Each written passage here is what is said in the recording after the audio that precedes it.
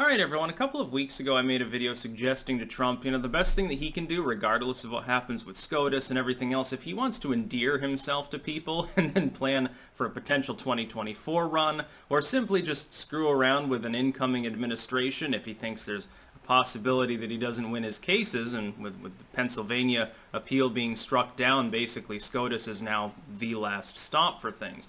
The best thing that he can do is break the globalist toys before exiting. Declassifying things, withdrawing troops from overseas, that part appears to be something he's doing. He pardoned Flynn, which I agree with. The Flynn case was a hatchet job. It was bungled from top to bottom. He never should have been charged with anything to begin with because the investigation itself was unlawful. I would say that that extends to a great deal of other, a large number of other individuals. Number one, I would say pardon Julian Assange. He's in on potential, I believe, federal charges. Now, some of them stem from other countries. There's nothing the U.S. president can do about that. He can't do anything about the fact that Sweden on any given week flips a coin and decides whether to revive sex assault allegations that have been completely and utterly obliterated fact-wise about Julian Assange. There's really no reason why an individual who is essentially just publishing information given by other groups should be in prison, should be detained, should be, at this point, essentially tortured, as Julian Assange is. Again, in supposedly the Western world where you have the rights of the accused, you have the right of people who are, they haven't been convicted of anything to have, like, legal counsel and stuff. Julian Assange is deprived of rights befitting a human being. His human rights are being violated on a daily basis. It would be the ultimate show, it would be the ultimate fuck you to the establishment that spent 4 years lying about Trump to deprive them of the ability to do anything about Assange and to alleviate any U.S. diplomatic pressure on keeping him in a 4x4 jail cell, basically. Now, isn't he in solitary, basically, all the time? The dude's gonna crack. He's an old man anyway, and they're trying to psychologically break him down as a sort of heinous repercussion for daring to publish state secrets that other people dug up in order to allow disclosure to the public. I think it's reprehensible. I think Assange did nothing wrong. WikiLeaks has been a force for good in the world. And by the way, both Republicans and Democrats here agree as long as the other party is the one about which revelations are being made. When they were revealing all sorts of stuff about George W.'s administration, the Democrats said, oh, well, this WikiLeaks is sure a great thing, like back in the Zeitgeist era. Then all of a sudden Obama takes office and then WikiLeaks is Russian puppets, and Julian Assange is a rapist, and all of these things. It's a pile of fucking horseshit. Another obvious one is Manning, Bradley, and or Chelsea, depending on whether you're politically correct or not. Manning did nothing wrong. Again, publishing material that is related to U.S. war crimes should not in itself be a crime. You're disclosing the fact that there's a crime, and Manning is saying, well, there's no proper channel to go through to report this, so I did the next best thing. I just dumped it. I don't see the problem with that. Manning should retroactively be given a pardon. I don't think actually Chelsea Manning is in jail at the moment. They had detained Manning for a while, I think for several months, but it doesn't seem to have affected the Twitter feed, so I don't even know exactly what's happening. But you can clear a person's name retroactively and say, oh, by the way, you never should have suffered for that crime, and now I'm preventing any other judicial body from dragging you back in for further, questioning or anything like that. I think there was a contempt case for a while there. Another one would be Snowden, an obvious one, Edward Snowden. It was very, very funny. Now, if Edward Snowden had arisen during a republic, in 2017 or something under Trump, would any of the liberals that were calling him a traitor and saying, oh my God, he went over to China and then to Russia, obviously he's a foreign state actor, would any of them have said that? No. Absolutely not. It would have been front page news. It would have been talked into the ground. Instead, the MSM defended the Obama admin because, of course, the NSA spying scandal happened under his watch. It was essentially, the basic program was dreamed up by the Clintons. The Clintons were the ones that dreamed up the anti-constitutional NSA spying.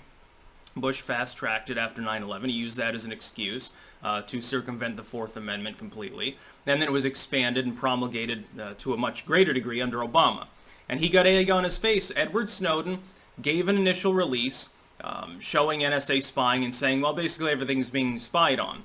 Clapper and all of the others, Crapper, of course I call him, came out and said, well, it's only metadata and it's only pertinent to foreign targets. You know, we've got a foreign target. Yeah, metadata from calls from American citizens might be swept up because we're conducting surveillance on a foreign target. We found that wasn't the case. We found that it didn't involve just people who were associated with a foreign target. Then we found out it wasn't just metadata. Then we found out it didn't just involve phones. It also involved emails and everything else under the sun. Then we found out that it was wrapped up with all sorts of other intel, and it was basically everyone in the world being spied upon, even data sharing to foreign nations, literally obliterating the very concept of the Fourth Amendment by handing private U.S. user data to the UK and other countries. Snowden did nothing wrong. He revealed a widespread data collection program that retrospectively was declared unconstitutional. The courts got involved. The only reason they didn't shut it down is because at the time Congress was holding hearings. You remember with Cruz and Rand Paul, Ted Cruz. Ted Cruz prevails in the end, ends the filibuster, and they decide, well, we're just going to have private servers holding the data to be queried by the government instead of the government holding it directly. That's okay, right? And of course it wasn't, and a few years later the entire program falls flat and is ripped apart because it never solved any problem. It cost a lot of money. Even the former head of the NSA came out against it. Snowden told us about this. We've got an egregious use of taxpayer money for a non-purpose. It circumvents the Fourth Amendment. It violates the rights of basically every U.S. citizen on a fundamental level. That's what he revealed. What's wrong about that? Who else was going to do it? He, again, like with Manning, he attempted to go through what would be conceived of as proper channels, only to find that there were no proper channels to go through. He had no choice. He dumped the material. Good on him. He should be welcome back home to go back to Hawaii with his girlfriend and shit like that instead of having to sit there in Moscow. I would think that it would be a national security problem to have someone that knows that much in a foreign state that's a main competitor anyway. Fucking bring him back to the U.S., issue him a pardon.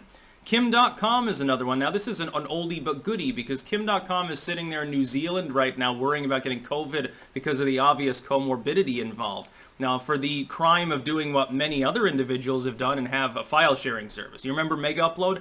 I remember it well because at the time, post-OD, so I'm a little bit emo at the time, I guess. I'm going to like the depressive black metal blog and stuff like that to get music, and then all of a sudden when Mega Upload goes kaput because the FBI seizes everything and he has to go flee extradition, and has been now for quite a number of years, all of the blogosphere got ripped apart. And by the way, have you ever heard of MediaFire and RapidShare and all these others? Why aren't those domains being seized? Do you think that there's no copyrighted material on them? There's a million different services. There's still like primitive P2P, like LimeWire knockoffs that are still active and stuff like that. None of these people are being prosecuted, and yet Kim.com was treated as a national security threat #1, and as like the head lead hacker of all time. My God, we've got to haul him in because of all the damage he's done simply because of Mega Upload. Mega's still there. He transfers the service, modifies it a little, operates out of fucking New Zealand. Nobody apparently gives a shit anymore. But I thought he was Satan at the time.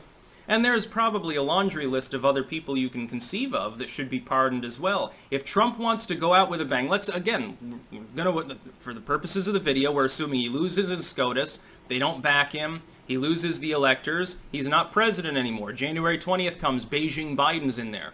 Wouldn't it be nice to set a bunch of booby traps for Beijing Biden? Like, not just related to withdrawing troops from overseas, forcing Biden to send a troop surge back in and then look like a war pig when he inevitably does, because he's a very pro-war, bigoted individual and hates third worlders and wants to enslave and kill them all. Not only that, but pardon all these people. Let them be a thorn in the side of the incoming administration. Do literally everything. Declass everything you can. Delegate it to your family. Have a bunch of Trump Incorporated staff digging through stuff and make suggestions about what you should do.